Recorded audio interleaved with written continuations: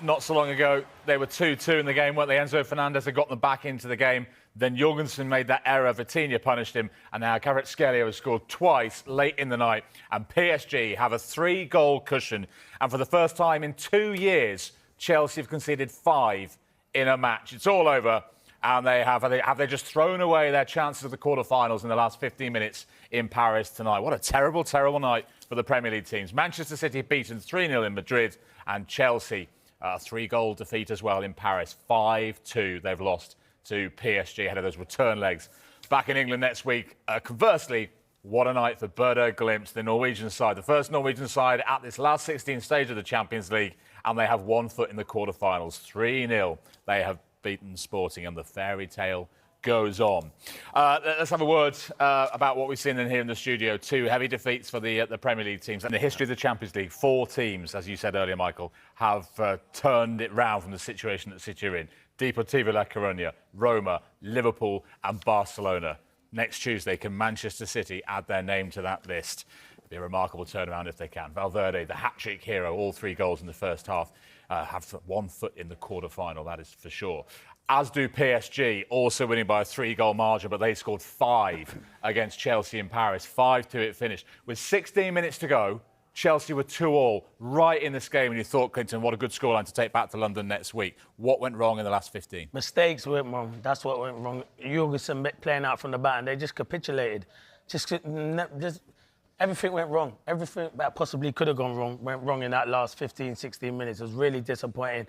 And then he had to make changes. He had to bring players on, fresh legs on, and that. He took off the likes of Cole Palmer and João Pedro. I understand, but still at 3-2, Jules, they're still in it. Because the one thing which is different from what Man City couldn't do, they open it up, PSG. So you can cause them problems. And every time Chelsea went forward, I thought they were going to score. And this is what I'll say. The one thing, you would still say they're slightly in this, and I'm giving them a 10% chance because they'll score. But the thing is, they can't keep it tight at the other end. And because you can see here, PSG scored 5 goals at home, and they'll cause them problems. Going forward, they're devastating, and in midfield. At the back, they're not so good. The fullbacks are good, but they love to get forward. That would leave space for the likes of Neto and whoever he wants to play on the other side. It was Cole Palmer. The but they're going to have to go for goalkeeper strikes again.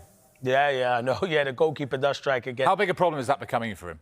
But you know what? He was excellent. Everything he'd done, and that's how Liam Rosinha wants his goalkeeper to play. So if you want your goalkeeper to keep playing like that, but surely when you're away and you're at PSG and you're doing ever so well, you cannot play a square ball. And that's when he lost it. He tried to be clever, and Balcarla missed it, got in front. They had another chance where they could have scored. He played a square ball into Caicedo. So it's decision-making, and I can understand your manager saying on the touchline, that's how he wants to play. But you've got experienced players, you've got to deal with it. The state of the game, time of the game as well. Yeah, you don't need to do it. You get yourself back to 2-2, and you've got such a good opportunity. And I get it. Liam plays a certain brand of football. He's massive on his goalkeeper, wanting to build and start from the back.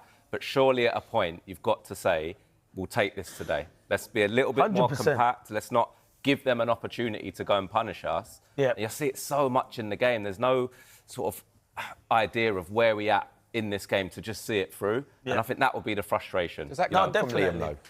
I don't know if see Enzo. Well, he wants them to play like that. But let me tell you something. If I'm on the pitch with him, he's not playing that again. But Enzo was saying that, weren't he, Clint? No, he was saying that. Enzo saying, Fernandez went to him and said, stop playing them balls like that. So credit to Enzo Fernandez, but nowhere near good enough.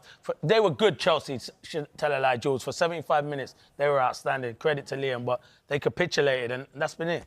We all talk about, the Premier League is the best league in the world, and we've got the best teams. Well, it hasn't proved it over the 2 nights, so we've got a lot of work to do next week, that's for sure. Yeah. I still think it is the best league, by the way. PSG results this midweek might suggest otherwise. But anyway, PSG have won the last 3 knockout ties against Premier League sides and looking good right now as it stands to make it 4 in a row.